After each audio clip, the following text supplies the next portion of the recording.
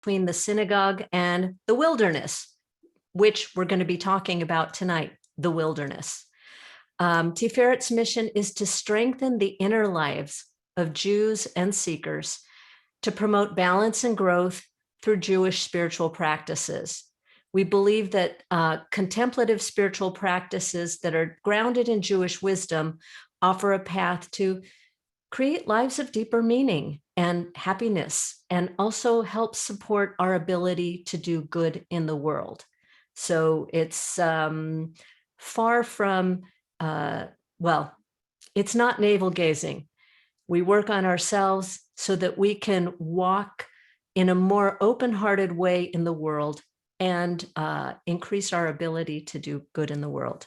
And we have 2 weekly meditation groups, Sunday at 4 o'clock and Tuesday at 6. And we are going to meet tomorrow at 4 o'clock before the official start of the Chag.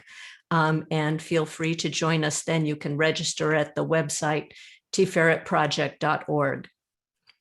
So tonight, my intention is to use this tool of meditation to help us to truly open, to become receptive to receiving Torah, to receiving revelation in a personal way in our moment-to-moment experience. So this is going to be a guided meditation. I'm going to explain a little bit about meditation to begin with, and I'm going to share some Torah text that will inform and hopefully help us just rest in our bodies. And then I'm going to guide you through a meditation practice that will be periods of silence punctuated with my voice. And afterwards, there will be time for questions and responses. So before we go on, I just want to check and see if there's anything that you need to share or ask before I begin to sort of lecture for a few minutes before our sit.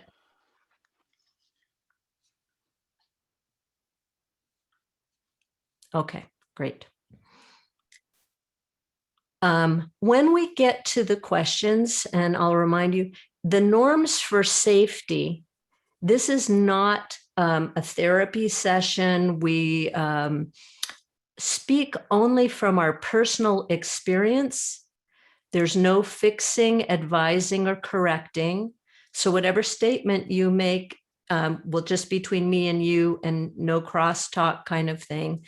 And we create this space so that everyone can have their own experience, their own exploration. There's no forced sharing, and we engage in double confidentiality.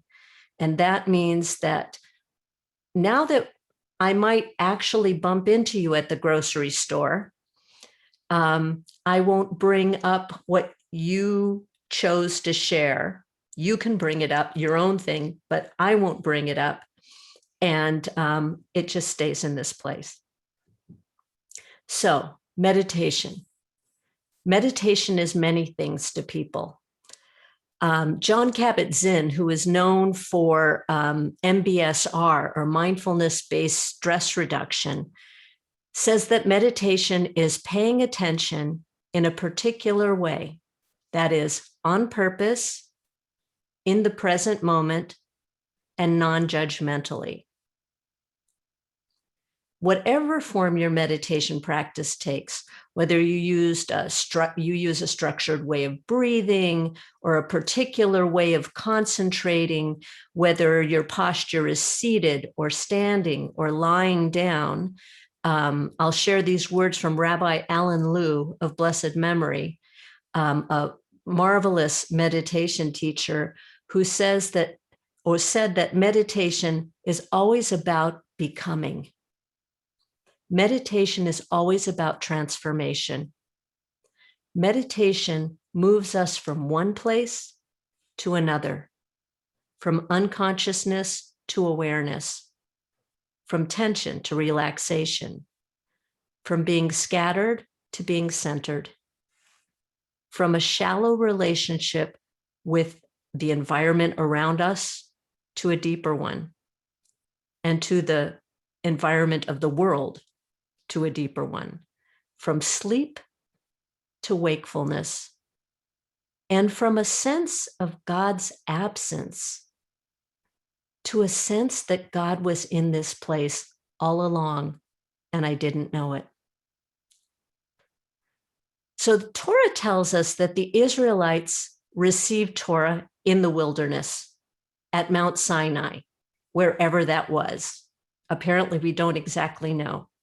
Oh, I'm seeing some friendly faces, friends showing up. Hello, everybody.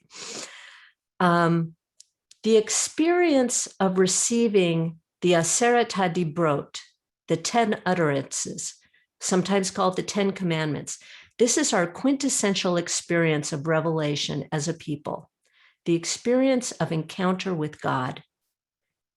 And at Shavuot, we bring it back to mind, reliving it. And this moment calls us to attention. It's a moment of reorientation.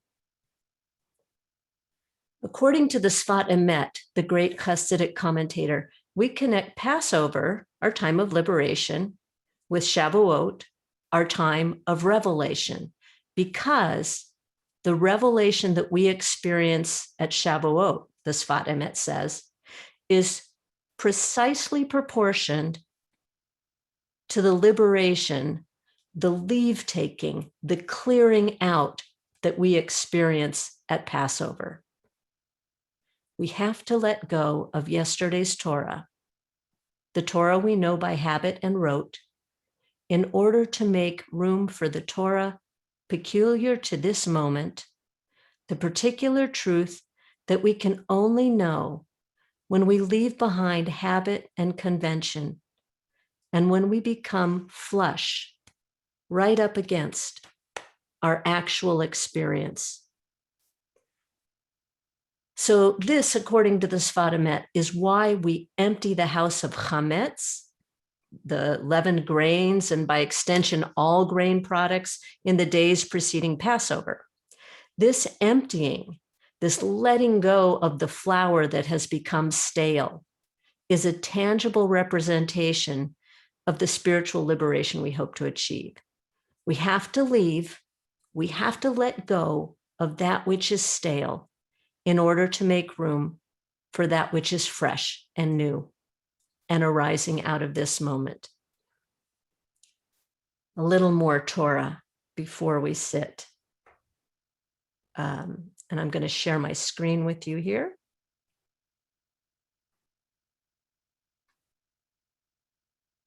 A little farther along on the trip. I'm going to make that a little bit bigger and hope you can see that. And I'm going to move your faces out of the way there. I think there. Okay.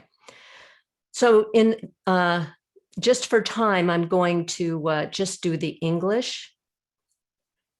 So in Exodus, we're told that now when Pharaoh let the people go, God didn't lead them by way of the land of the Philistines, although it was nearer. God led the people roundabout by way of the wilderness at the Sea of Reeds. And based on that verse, we read in the Midrash Tanhuma, that God said, if I take them the simple, direct way, each person will immediately take hold of his or her own field and vineyard and stop engaging with Torah. But if I take them by the way of wilderness and they eat the manna and drink from the miraculous well, Torah will settle into their bodies.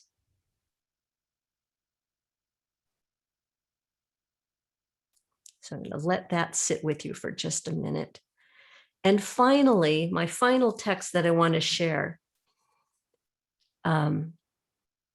is from the Talmud, Eruvin, where it says, one who makes themselves like a wilderness, traversed by all, Torah is given to them as a gift. So you see here, we're being asked to clear away, take a step into the wilderness, into the place. So what is the wilderness? The wilderness is the place without signposts, the place without roads and fences, the place that is unmarked by our habitual ways of thinking, by our habits of action and thought. And we have to see it as new. So we go the long way round to break us out of our habits, clear ourselves of habit so we won't immediately take hold of that old field and vineyard, or perhaps that old conversation that runs in my head, and that we're forced to reorient ourselves in the midbar, in the wilderness. And we open ourselves up to being nourished and sustained by manna, by the miraculous well, Miriam's well, and to become receptive, allowing Torah to settle into our own bodies.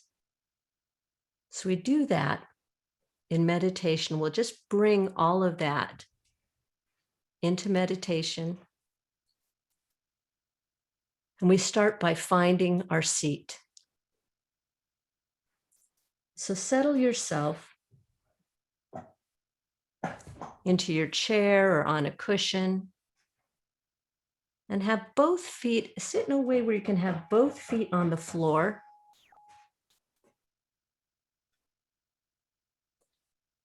And you can feel your sits bones getting heavy in the chair. You can also stand if you like, if that's better for you as far as staying awake and alert. You can even lay down, but that's tricky at this time of night. You might end up falling asleep. But there's no special posture. What we're trying to find is a posture where we can be both relaxed and alert. So if you're sitting, feel your feet on the floor and have your legs nice and wide so that you have a stable, very stable seat. Feel your sits bones heavy, and maybe just rock your upper body slightly backward and forward until you can find that place in the middle where it is just so easy, that place of balance, so easy to sit upright, dignified, relaxed, and alert. Feel your shoulders floating over the hips, not raised up, not pushed down, just easy, light, floating. And maybe duck your chin just 1/4 of an inch to feel the back of the neck lengthening and the top of the head rising. These are all just suggestions. Sit in any way that you feel relaxed and alert. And we begin to become present and focus on the breath.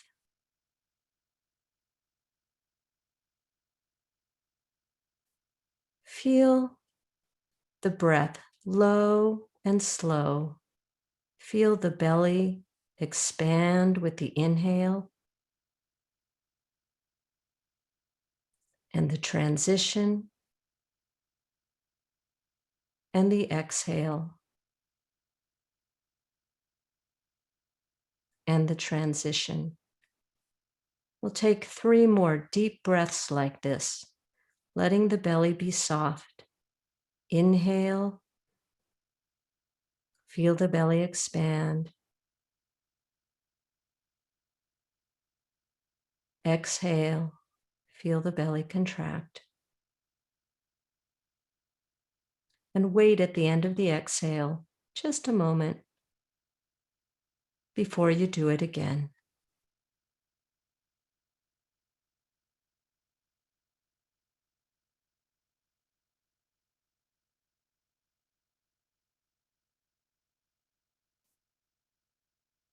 2 more. Deep inhale and exhale on your own. Allow the belly to be soft.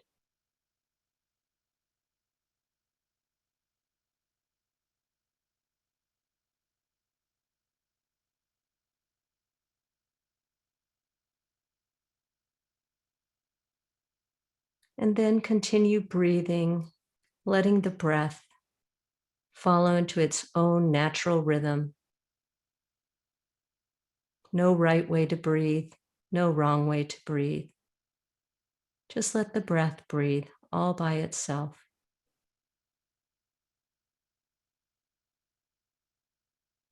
Allowing your awareness to begin to settle.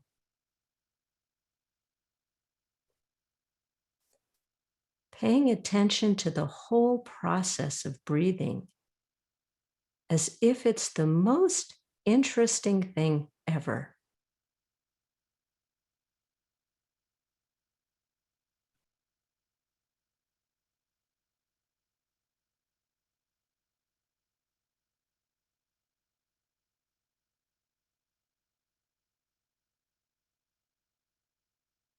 Perhaps notice if the inhale is longer than the exhale, or vice versa.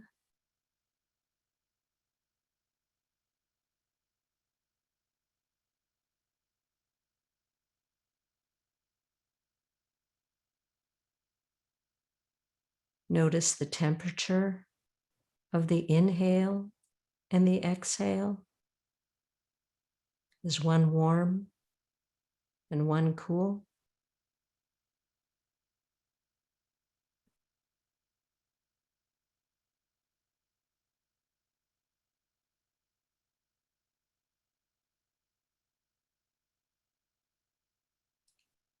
Just breathing in your own natural rhythm, paying attention to the breath as if it is the most interesting thing.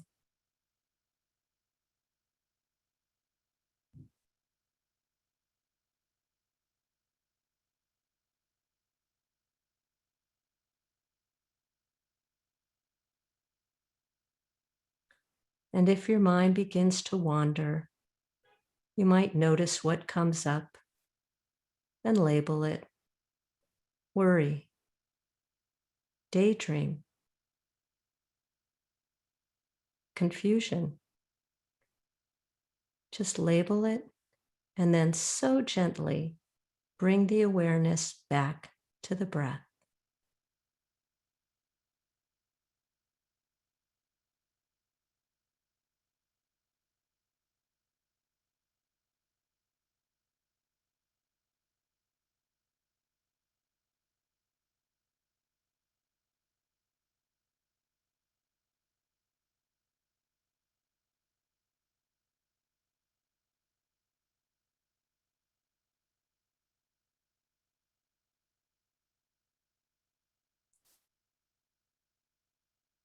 There's nothing to do, nothing to fix, nothing to create.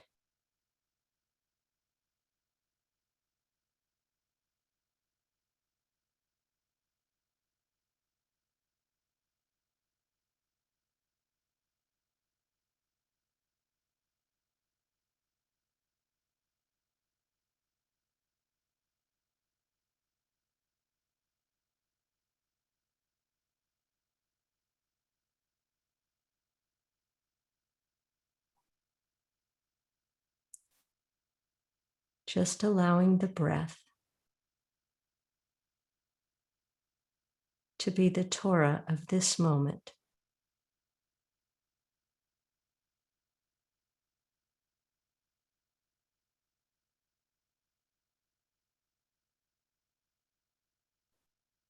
And we investigate our moment to moment experience.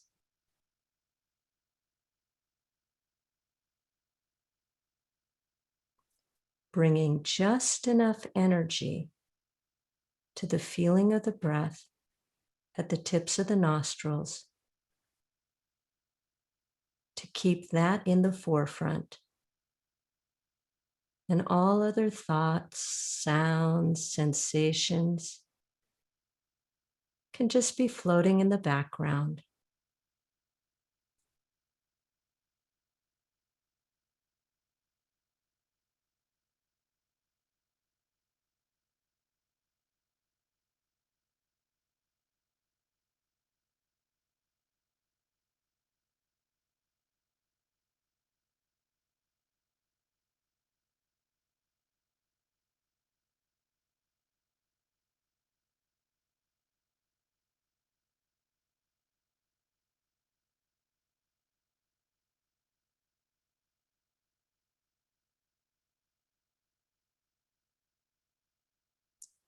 And every time the mind begins to wander, or you notice it in your familiar fields and vineyards, familiar patterns of thought, conversations in your head,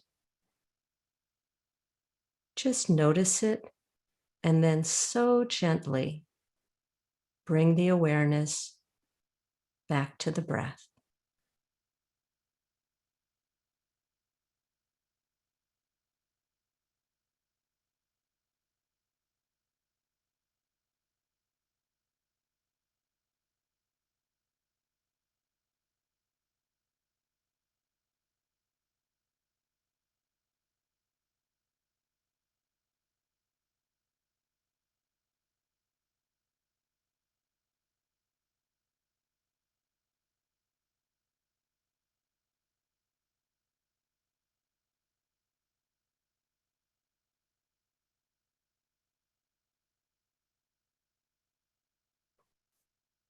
As you notice thoughts and sensation arise,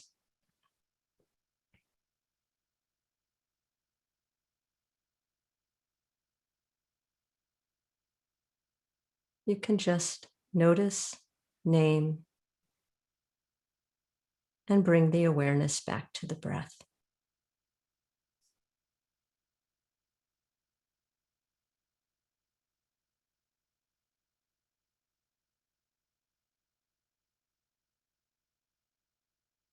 Continue breathing.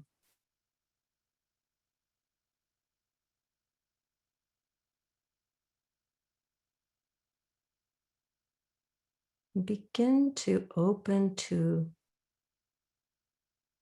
the experience of wilderness, of being open, maybe exposed, maybe feeling uncertain, maybe dependent on something beyond ourselves that allows Torah to settle into our bodies.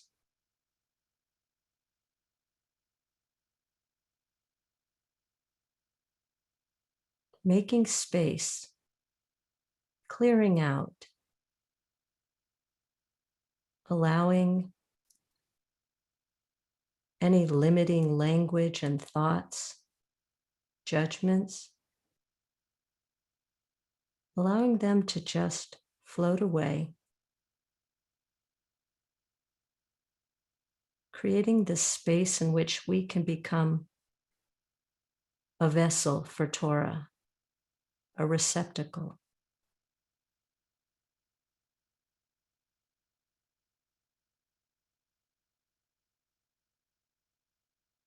There's no simple, direct way to acquire Torah, deep insight into ourselves, into God, into the nature of things. Just this breath.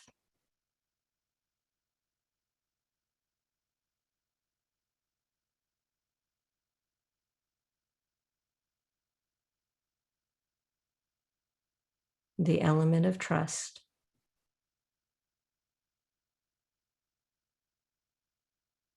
That in the wilderness, manna and water from the miraculous well are available.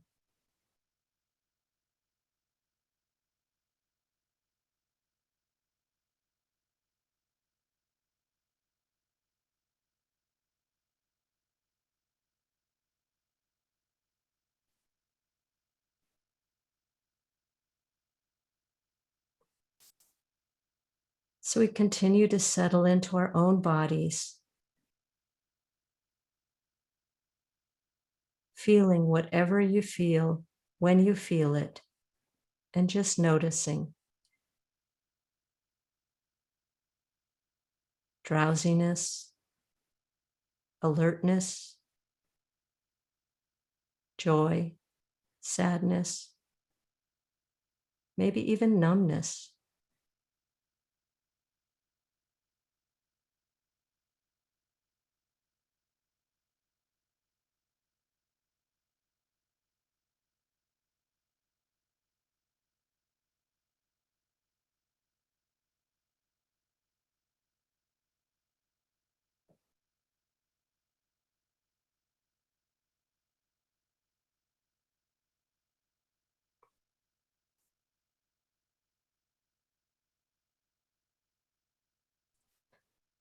Now begin to breathe gently into the heart space.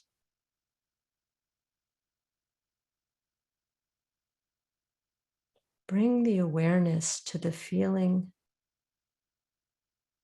of the chest, the sternum, the collarbones, expanding on the inhale, relaxing on the exhale.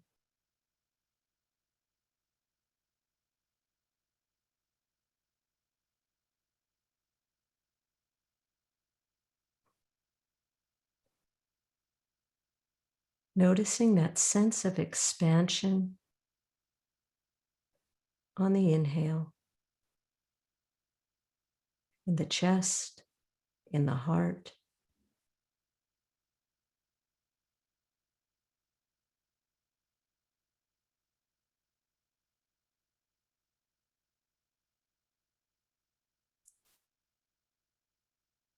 Imagine in your mind's eye a wide open space, the midbar, the wilderness, perhaps a field or meadow or a desert.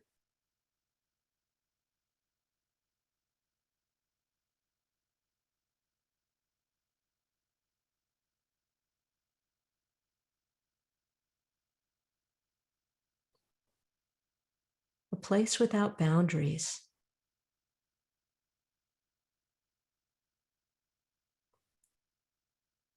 vast and free and open.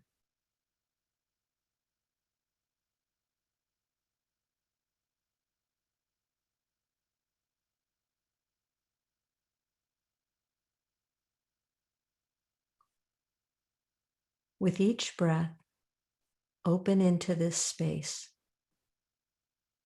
Feel it within yourself.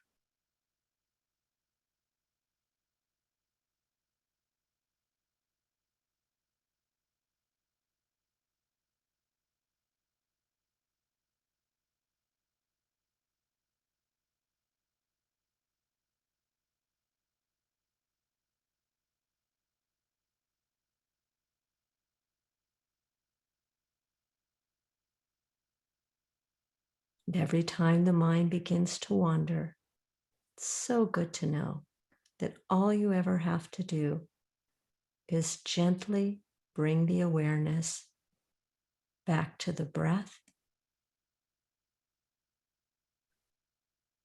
back to this open space.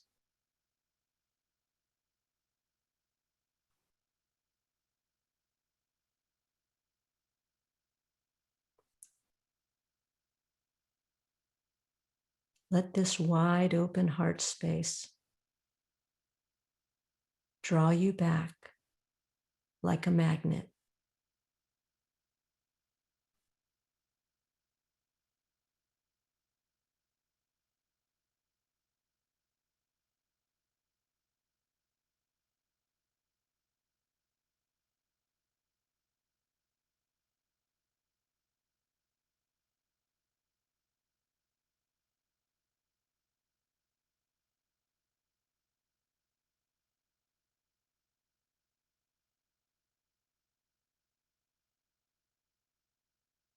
And if you like, you can be aware of that space, that heart space, and allow it to expand to include the shoulders as they rise and fall,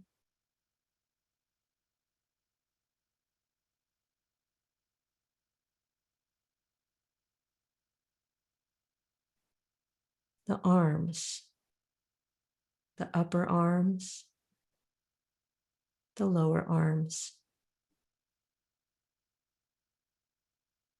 the hands from palm to fingertip, from fingertips to palm,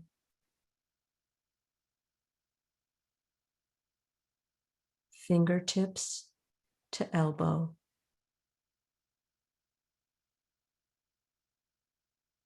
fingertips to shoulder,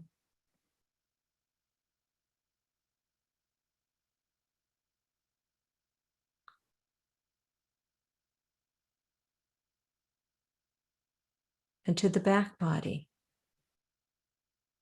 the shoulder blades, separating and returning with each breath, expanding and returning.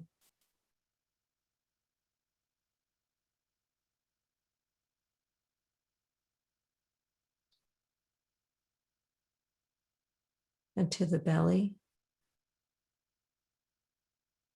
the abdomen, where all the internal organs are there, working quietly all by themselves. To the hips,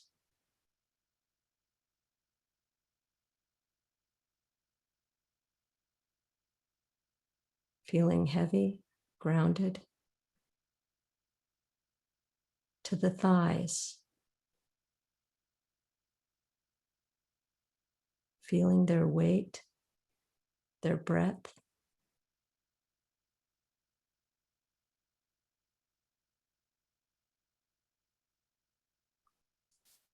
To the knees, the shins, the calves, the ankle, the heel to the toes, toes to the heel, toes to the ankle, toes to the knee, toes to the hip,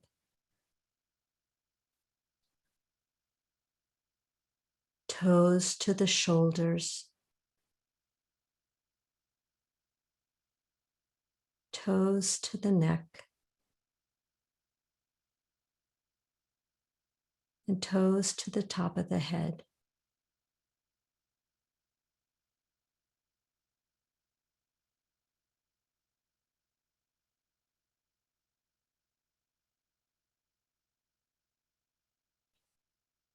The entire body.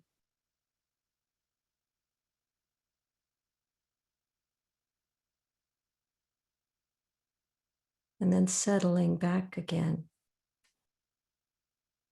into the heart space.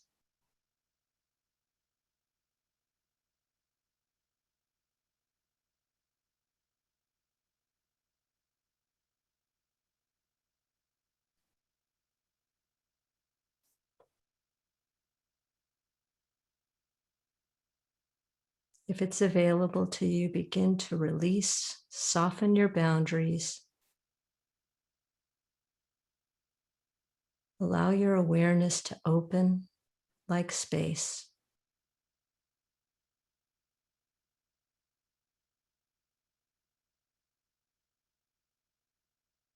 Allow your thoughts and mental frameworks to unwind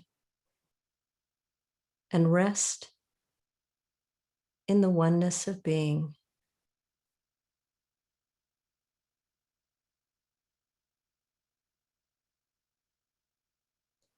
in the utterances of Sinai.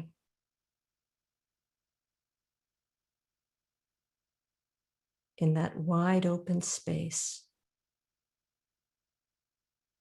the Midbar.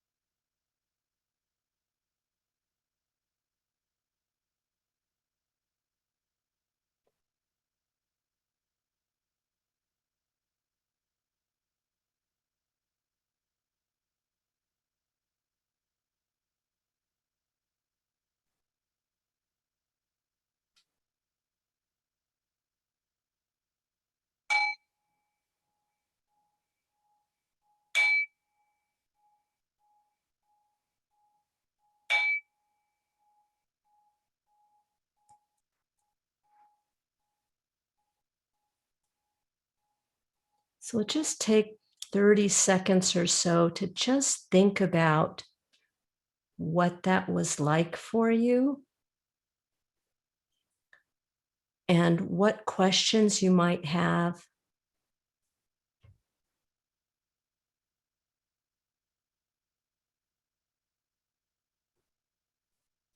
And questions about the Torah I shared, or questions about meditation.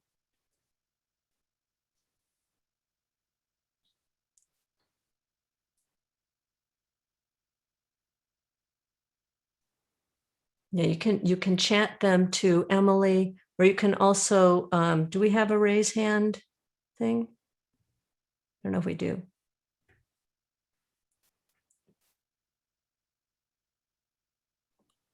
Not sure. Yeah, I'm not seeing it. Yeah, You could also just raise your hand, or we're a small group.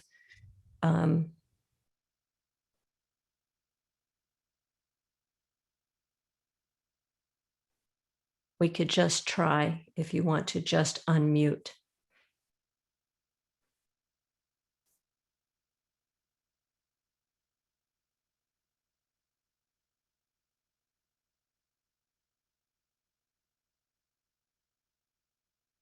And that's fine if nobody has any questions. That means I've totally confused. No, I'm kidding.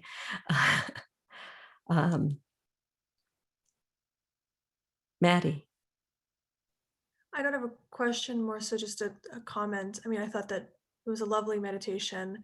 As someone actually who is a meditation teacher as well, I think it's very meaningful. I will say that it was definitely one of the longer meditations that I've done. So I appreciated you grounding us again and again with the breath and with the other sort of, the imagery. It's very, very helpful for me, especially the metta. That's actually something that I often go to when engaging in meditation. So, and I also appreciate, connecting that to Torah and connecting that to Judaism, because oftentimes, at least when I'm doing meditations, it's sometimes with folks who aren't Jewish and of other faiths or none. And so I appreciate having that connection. Great. I'm so glad that it worked for you.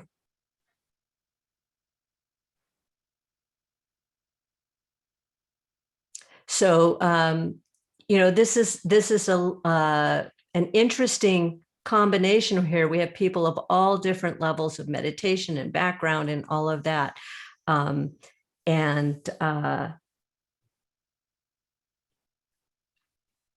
I wonder if you just have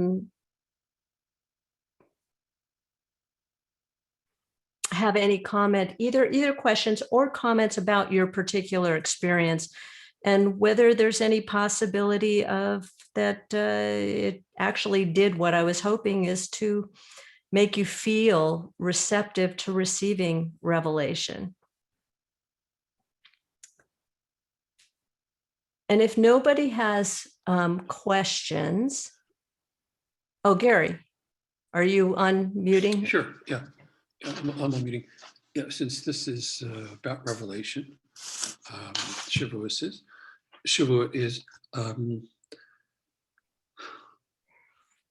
so you said getting us ready to understand or accept revelation is what you were saying? Receive. Receive, yeah. I'm not going so far as understanding, just Yeah, receiving. just to receive, Um, yeah. but receive in that, like in the moment, that feeling of connection with something larger than ourselves, that expansive opening receptivity to the possibility of coming in contact with Torah, with God, whatever you want to call it, that is beyond us, in this moment, in this breath.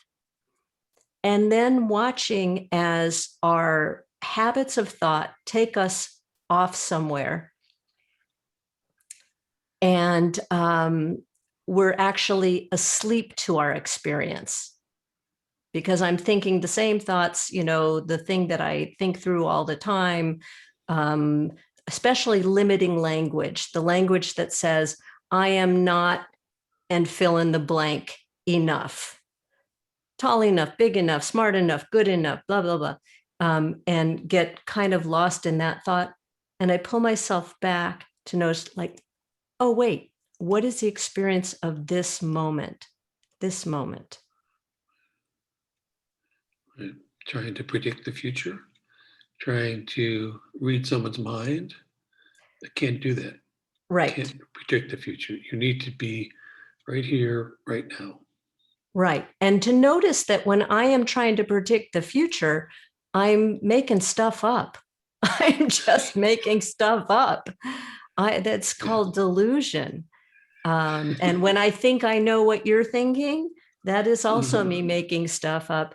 And I need to investigate whether that kind of thing, whether it's true or not. And often it's not.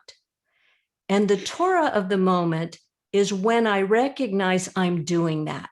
Then I am awake and alive to what is true and real in this moment. So we just have a couple more minutes. And I see a question here that says, somebody got in touch with very subtle physical sensations, which allowed the slowing down of thoughts and opened up this person to another level of consciousness, the wilderness. Yes. So thank you for that. We did a short little body scan, and that investigation, the body and our connection with it is another kind of wilderness. Like, what am I awake to in terms of my own bodily sensations? When I go down to the ankles, do I feel anything? And maybe it's subtle, maybe it's obvious. But it is, yes, getting in touch with those very subtle physical sensations as a way of focusing your thoughts too, to being present, to not being asleep to my life, to not being asleep to my body, to not being asleep to what this moment is revealing, what the next moment is revealing, what the next moment is revealing. And that revealing is revelation. Like, this is what it's like to be alive in this body, in this moment.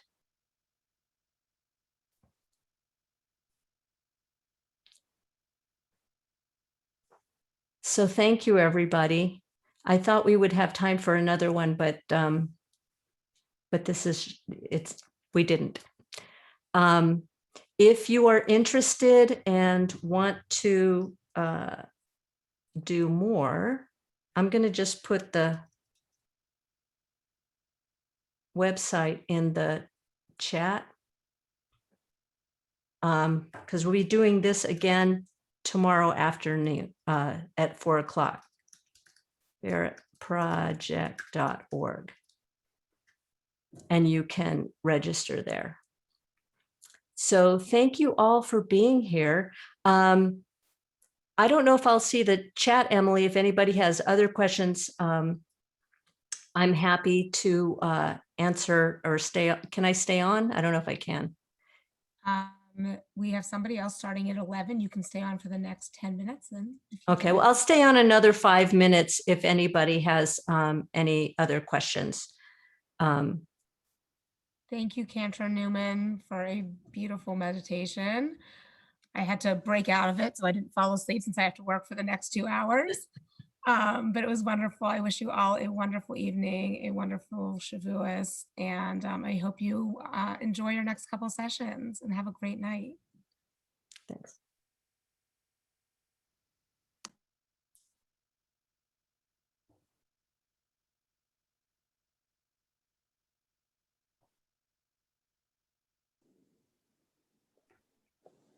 So I said I'd stay on if anybody has a question or just something they wanted to share. We have a couple minutes before we turn into pumpkins here. Hi, Roz. Hi, Julie. That was so nice. Thank you. You're very welcome. Spot Emma always Yeah. comes up.